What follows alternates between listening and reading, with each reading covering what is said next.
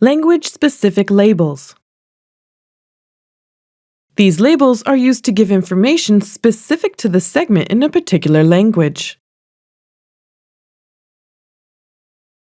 This means that you can set a different label for both the source text segment and the target text segment. If you hover over the label icon, you will see all the labels attached to that particular segment.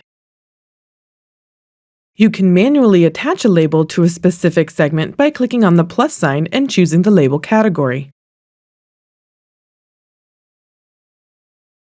Using the batch actions, you can add labels to more than one segment at the same time. Simply select Language-Specific Label from the Actions drop-down menu and begin by choosing the language to which you want to assign a label.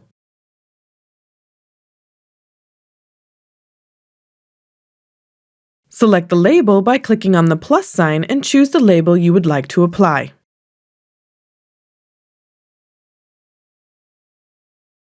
You will be asked to confirm your action before the system will proceed.